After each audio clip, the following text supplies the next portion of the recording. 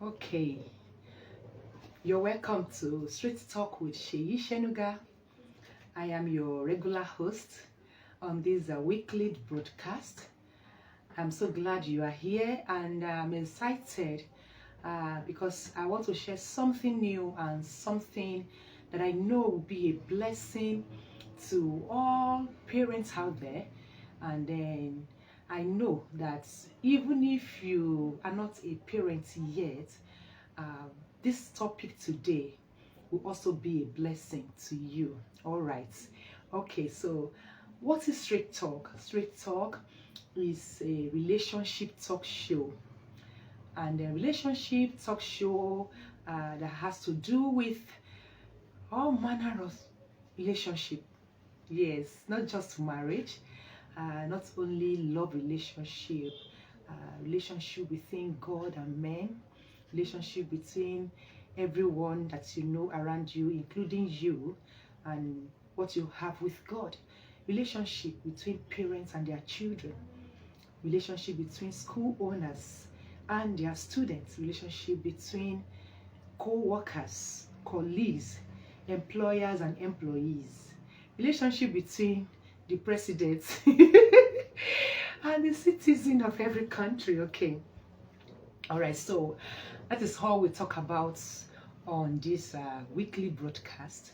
And then today, if you're watching us for the first time, I want to say you're welcome once again. Okay, so today we shall be looking at I didn't know my child was hurting. I didn't know my child was hurting. Okay, quickly, I'd like to apologize. I don't want to forget. I'd like to apologize to my viewers, followers of this broadcast.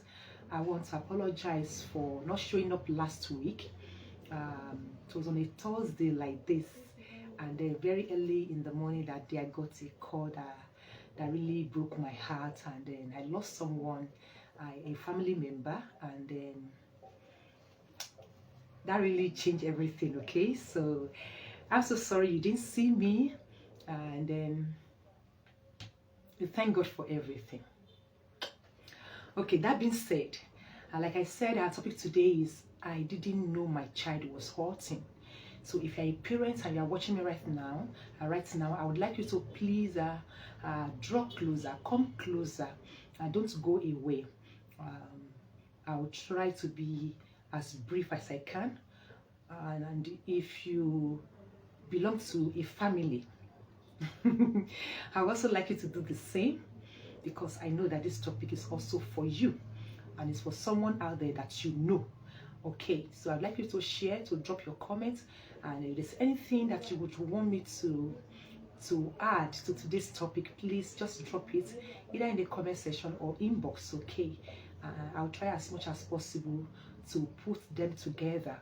Okay, when I sent out the reminder for today's broadcast, I got some feedback.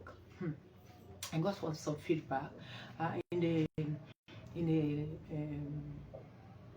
and I would like to share some of them.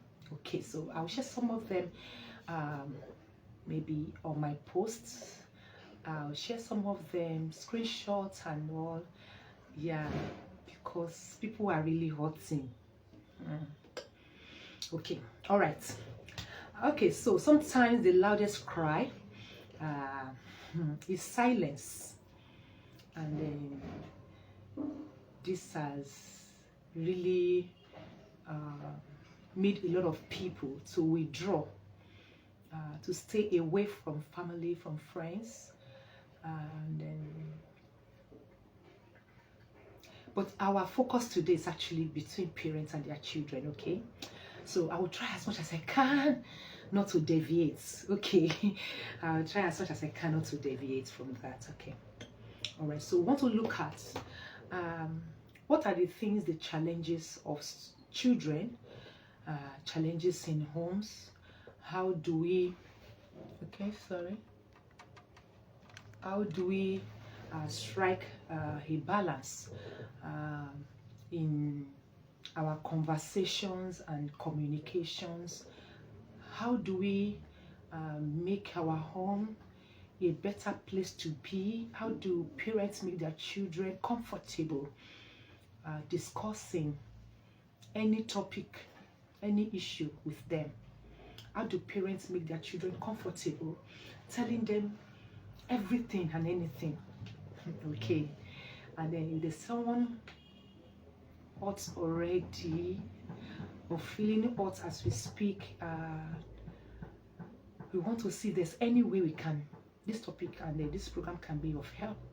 Okay. So some of the painful words a parent can ever say are not words of anger. They are words of regret. Okay. And I pray that as you watch this broadcast today, you will not get to that point in your life where you regret your actions towards your children. All right. I say amen to that. Okay.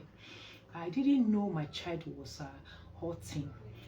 Not because they didn't care, but because the pain was silent. So we have children who are going through pain, but silent pain. I remember my caption earlier today. Say they smile, they smile, they laugh, but they are hurting. Okay, so it's possible for someone who is hurting to still laugh, to still go out with you, to have family time together, but that person is already in pain. And so that is what we want to look at today, so that we can, as much as we can, stop the menace, put an end to it by the help of God. Okay, so today many children are living, and you allow me to read. You know how we say that I write. You allow me to read. Okay, today many children are living in our homes, eating our food, wearing clothes, looking good, yet they are carrying emotions we have never asked about. They laugh, they go to school, they obey, but inside something hurts. That is my introduction. Something hurts. This conversation is not about blaming parents. So I actually want you to please see this topic as something that we want to learn from, including the presenter. Okay, so I'm not blaming any parent out there. We are not shifting the blame on parents. Okay, it's about opening our eyes, right? We want to open our eyes, because when a child stops talking, it's not peace, it's a warning.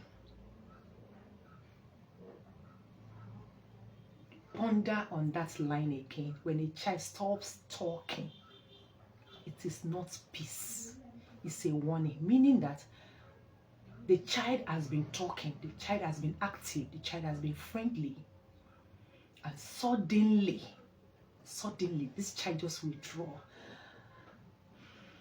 Then that is not peace. That is not how to describe, oh, he's gentle, oh, he has changed now, he's more matured now, so he doesn't play like before. No, that's not what we're talking about. It's a warning. Okay. All right, today we're talking about the pain children hide and how parents can create homes where children feel safe enough to speak before it's too late. All right. Okay, so why this topic? You know, I like to ask myself questions when I'm writing, when I'm preparing a particular topic, when I'm doing a research. Why do I have to talk about this? Okay. Okay, I'm reading something. Pastor Victoria. Good afternoon, ma. Thank you, Mama. Thank you, Mama. Thank you. This comment is so powerful. Thank you. Say, God, just Pastor. Yes, Mama. Thank you.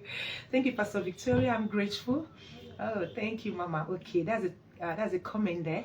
Okay, thank you, ma. Okay, so okay, to why this topic? Okay, to help parents understand, why children hide pain.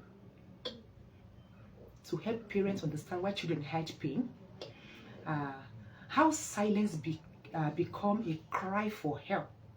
To help parents know and understand how silence become a cry for help.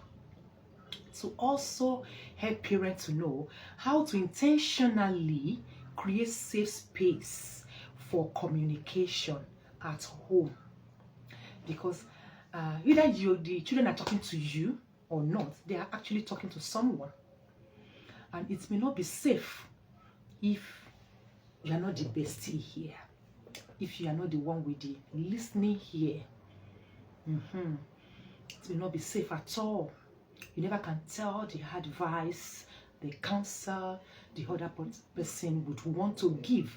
So it is always it is safer if the children are comfortable to speak with you as their parents. Yes, Mama. Thank you, Ma. God bless you.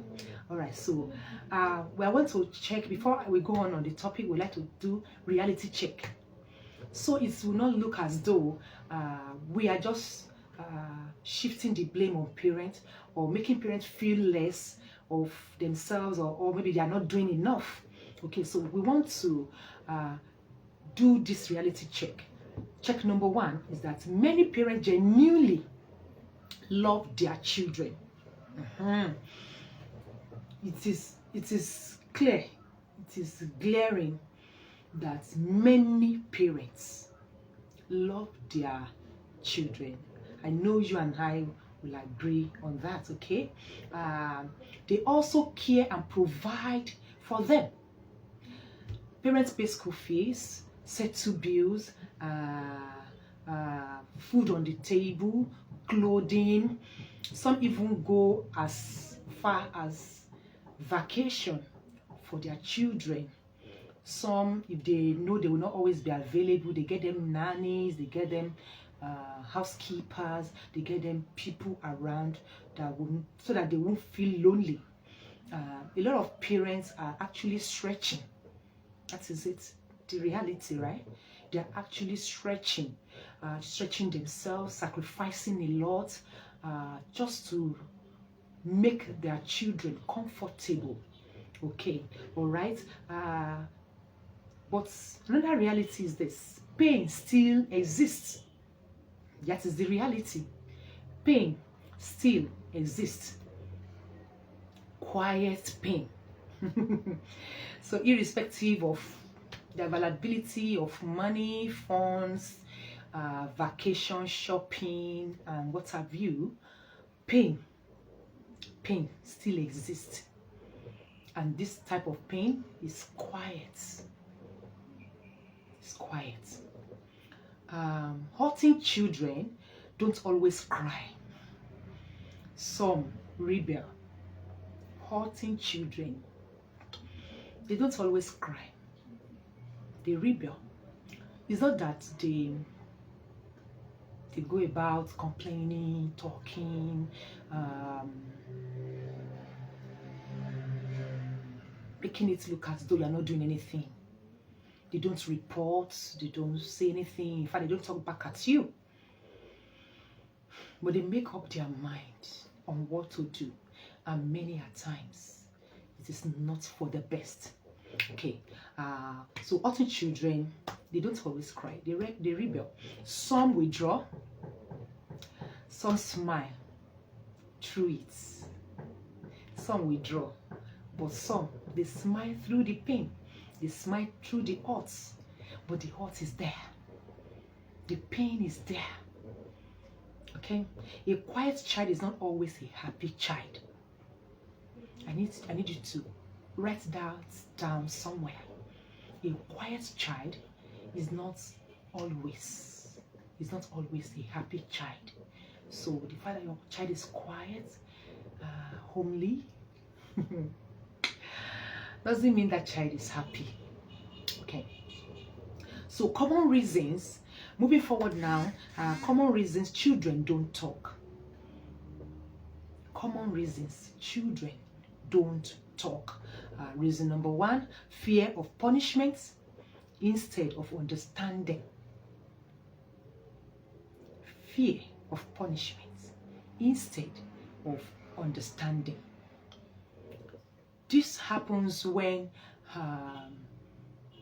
something has happened before, and instead of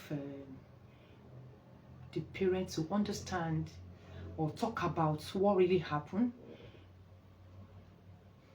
make the child see reasons why whatever has happened is not good, why such a scenario should not repeat itself, how to do it better the next time. They go ahead to criticize, to condemn, to punish, and then when something happened again, the child is not ready to talk. The child is afraid. Maybe the previous time there was even a public show of shame, a public show of punishment, open rebuke, and what have you. And the child is afraid of what you will do next. So that is number one reason why a child will not talk. Number two reason is fear of disappointment. Oh, mommy will feel disappointed in me. Daddy will feel disappointed in me. Okay. And we talk about child, using the word child. We are not talking about toddlers. We're not talking about those who do not know their left from right. We're talking about your preteens, talking about your teenagers. Because I would want to emphatically say that if you can handle your home, your family very well, your children very well, by making them see that they are free and they are safe to discuss anything with you at all, and then we will not have problem when they become an adult. Okay, when that child become an adult, you have built confidence, you have built boldness, you have also built trust and loyalty.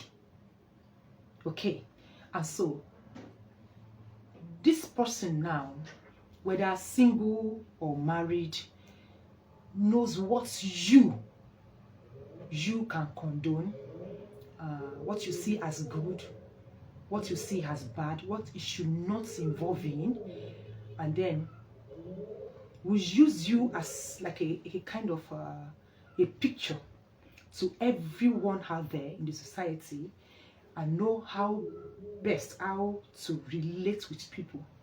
Okay, so when we talk about child, we're talking about the one that is with you right now, your preteen, your teenager, growing to adulthood. Okay, because if you can get it right,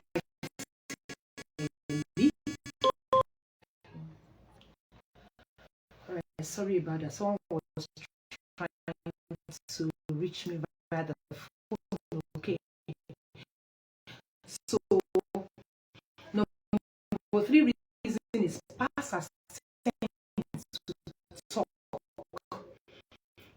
that way.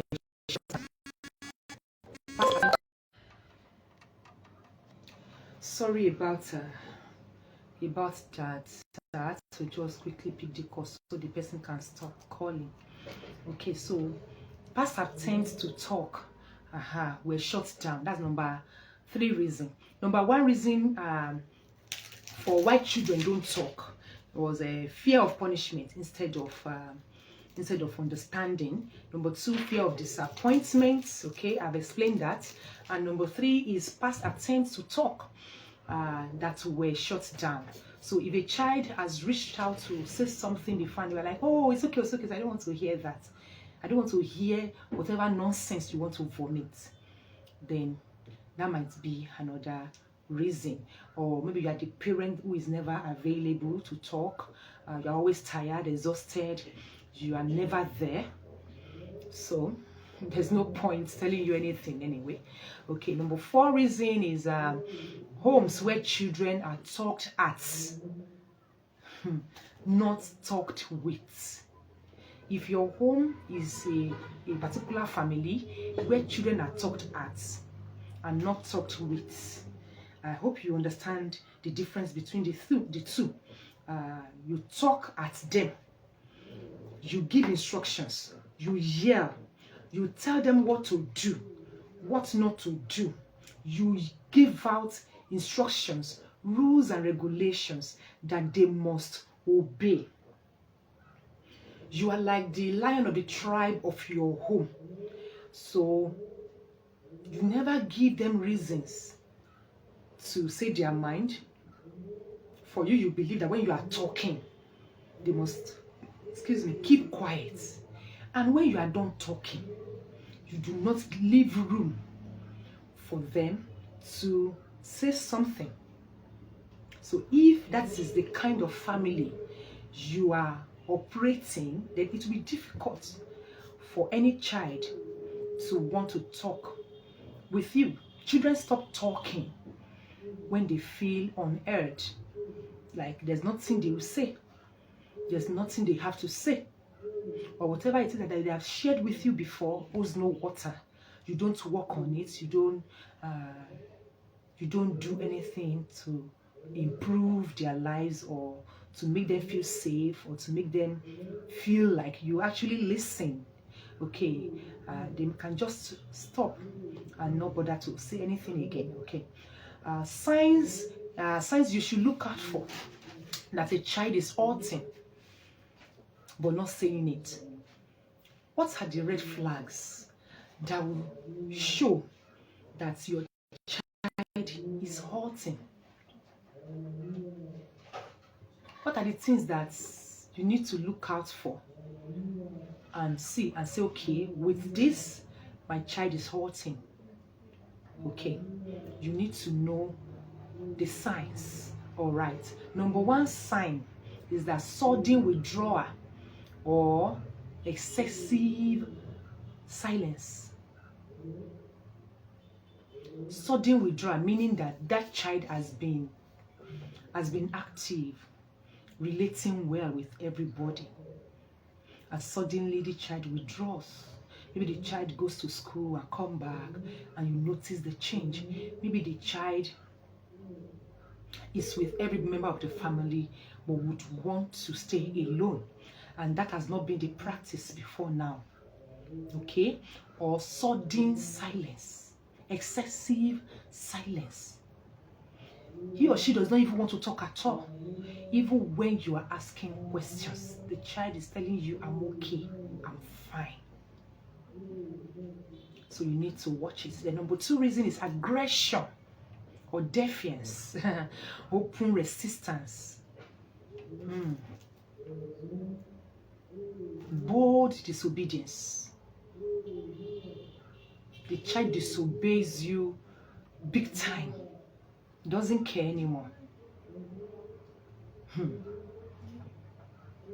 Aggression, every little thing, he or she turns it to a big deal. You understand? Start grumbling, starts acting weird and all. That child is hurting. You need to check it.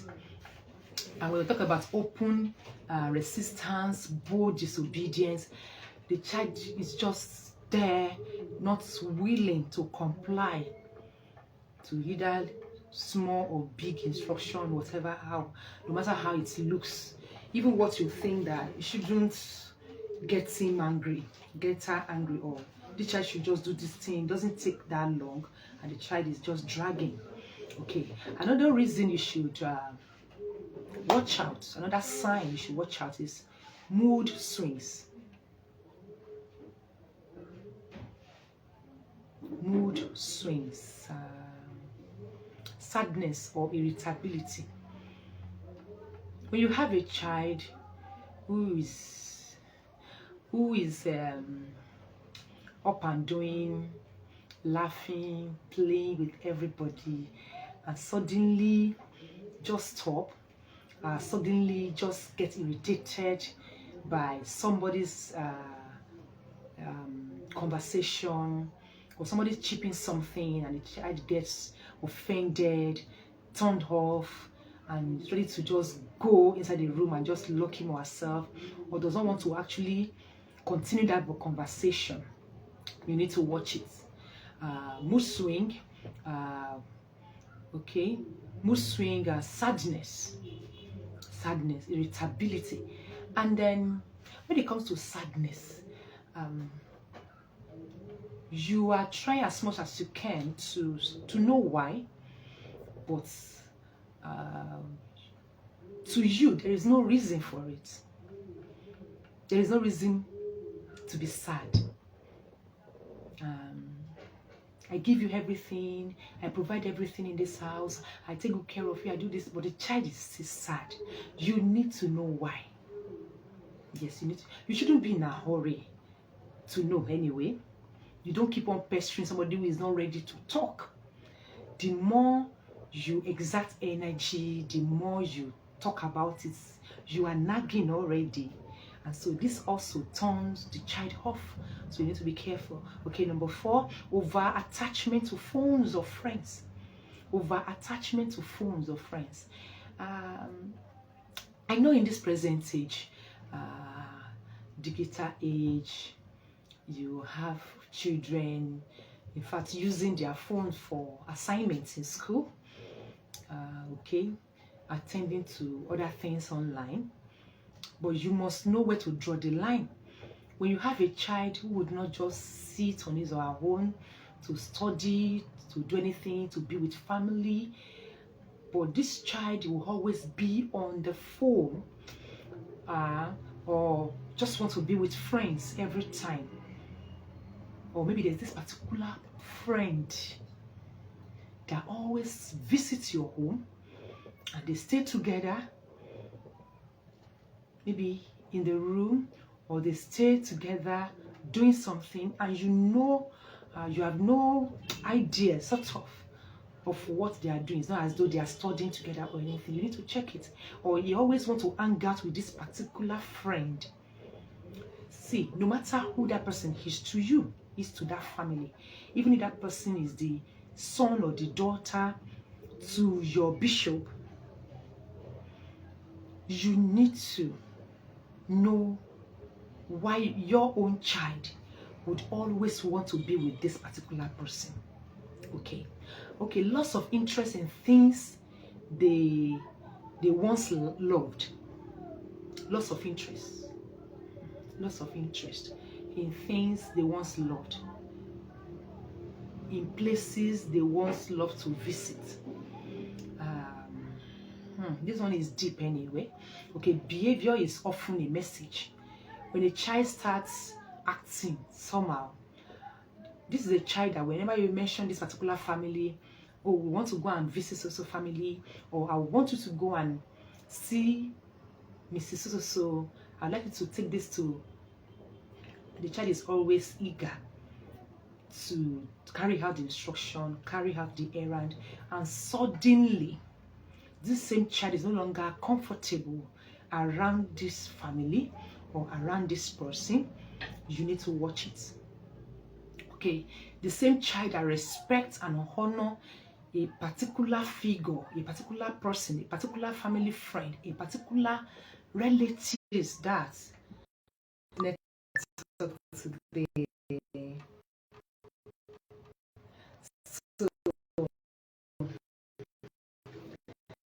back to what I was saying before that,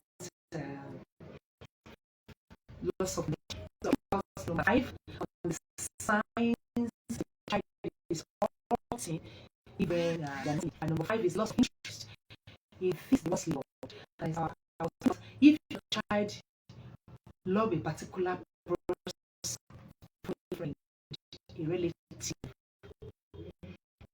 a church member, or a family, now always want to be around, always want to see a message from you to them or to that person, and suddenly this same child of yours wouldn't want to be around that person or go to that same family, or wouldn't want that person to even come over, then you need to know why. You need to find out why.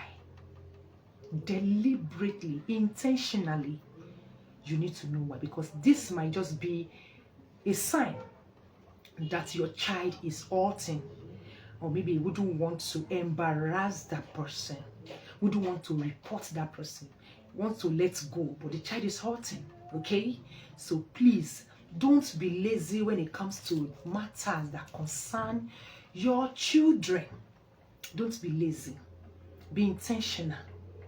Be intentional. Okay, I'd like to share this, and then we'll continue the topic next week. Yes. I'd like to share this with you before I go today.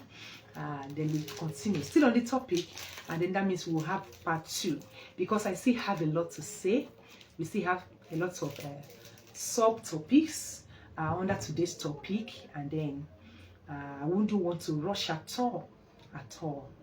Okay, what happens when pain goes unnoticed? So I like to give you an assignment. What was my number 1 sign? Number 2 sign that a child is hurting. Number 3, number 4, number 5. I want you to drop it in the comment section, okay? What are the signs? And then, is there any sign that you know that if a child is hurting, this should also form part of the list so that other parents can learn? Okay, please drop it in the comment section. Okay, all right. So what happens when pain goes unnoticed? When a child is hurting and nobody noticed. When a child is hurting, daddy does not know, mommy does not know. What happened? What's next? See, I have some, let me not say a lot of, I have some feedback already, like I promised when I started the broadcast today, that I would like to share. I'll post them as time permits me. And if possible, I'll also share a personal experience. Because when it comes to hurts, it doesn't leave easily. It takes the grace of God to get healed.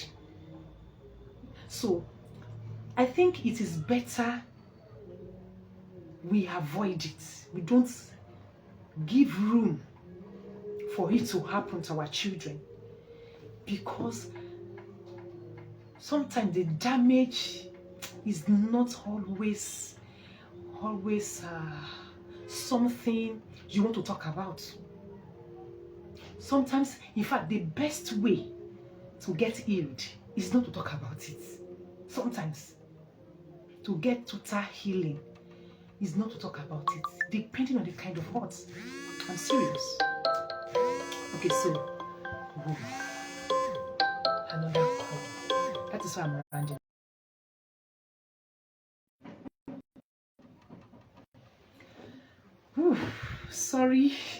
Sorry about that break in transmission. I really need to attend to that call. I know where it's coming from, and I know they are waiting for me. Okay, all right. I actually need to go and take some measurements somewhere very quickly. All right. Okay. So what happens when pain goes unnoticed? So like I said, please drop your comments, share this video, please. I am begging, I am pleading, because I know this will bless someone out there. Okay, so please share this video, and then drop your comments. God bless you. Okay, so what happens when pain goes unnoticed? Number 1 thing that happens when you do not notice, when parents don't notice that a particular child is hurting. Number 1 is that emotional distance between parent and child. Emotional distance. You are still together, going out together, attending programs together, going to church together, praying together as a family, still having family altar. You know something? The fact that your children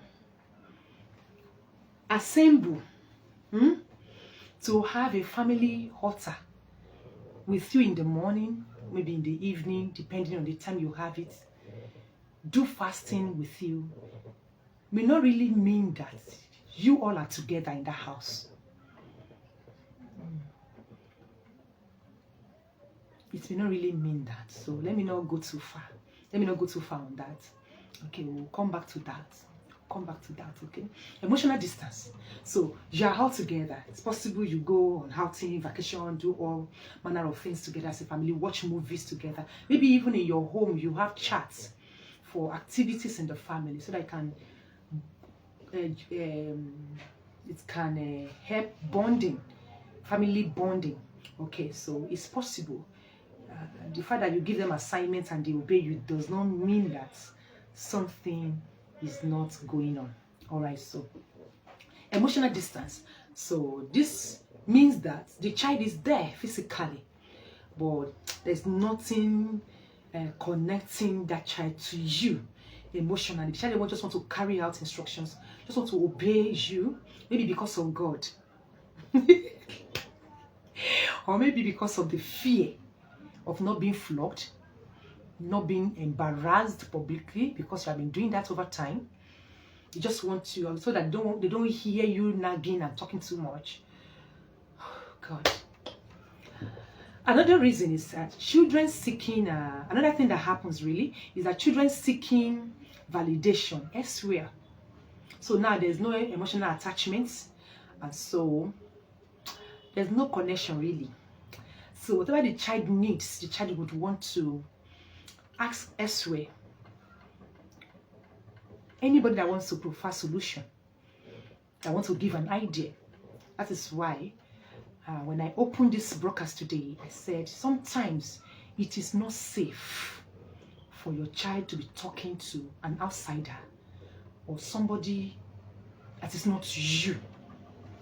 The child might even think that it is safe because maybe this person is a very close friend to you, or a close family, a close relative, or somebody the child revere as a spiritual maybe covering for the family.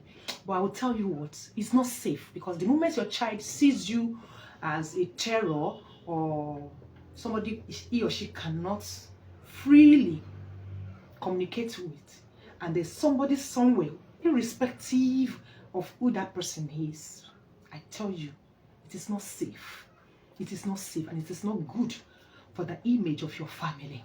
Okay, so they are seeking validation elsewhere, because no matter what happens, no matter what they do, you nag, you complain, you punish, you talk at them, you don't talk with them. Number three thing that happens is that vulnerability to abuse, depression, peer pressure. This is number three thing that happened, and that is where I'm stopping today. Vulnerability to abuse, because you never can tell who this person is truly is. You and I know that there are wolves in sheep clothing. There are people that pretend to love us, and because of the way they come close to us, and our children see them, and our children see us with them, some of them feel like, oh, if I cannot get mommy's attention or get daddy's attention, I think I can go to so and so. But you and I know that it is not that safe, right? So they are open to abuse. People can take advantage of them. Okay? And then depression. So because when a child withdraws, when a child have this sudden silence, and then is no longer talking to you or talking to anyone at that, depression sets in. That is why we talk about, what is they call it now? All these different kinds of mental health, what have you. Depression. I remember sometimes was it 2021, 2020, when we spoke about depression in children and teenagers. I remember that topic very well because something happened that April of that year where an undergraduate committed suicide because the mother was never there. And the mother has a particular language she always speaks to this young lady. Okay, so we need to be very careful. Depression. So a child that is depressed will always want to find a way out, which also leads to peer pressure. You see some children, nobody smoke in their family, but they smoke. Nobody drink alcohol. The father is this, the mother is this. They just face front. They don't. They are calm. People love them. People respect them in the society. But the children are just on their own, a different planet. Because there's peer pressure. There are things they see their friends do, and there is no love, nothing to make them feel safe, comfortable, and then loved at home. And so they bow to peer pressure. They bow to depression. I want to believe that this topic has blessed someone today. I would love us to do this one more time next week to conclude on this topic, because I will not lie to you. I still have this space to go, and I still have this page full. And because of the feedback I got this morning when I sent out the reminder for today's topic, I would love us to at least put everything together and then learn and then make amends where necessary. Okay, so that we can have a sane mind, so we can have sane minds, we can have not just grown children, but children who have developed well, mentally sound. Children that when they meet other people in the society, there would be nothing like aggression, intimidation, trying to raise their ego, trying to speak louder so that people can hear them, because where they are coming from, nobody cares to listen, and they want to prove a point that I am the one talking here. Okay, so I pray God help us. Please share this broadcast and then kindly let me know your thoughts. And if there's anything you would want me to talk about, maybe a different topic entirely from what I'm sharing right now, you can please drop it in my inbox. And if there's anything you would want me to add to this topic when we meet again next week, I'd also like you to please send it to my inbox. And if there's anything at all that comes to your mind and you know that somebody out there needs to hear it on this topic today, kindly drop it in the comment section. Till I come your way same time next week by the mercies of God, I remain Seyi Senuga Adito, Seyi Senuga for short. Bye for now.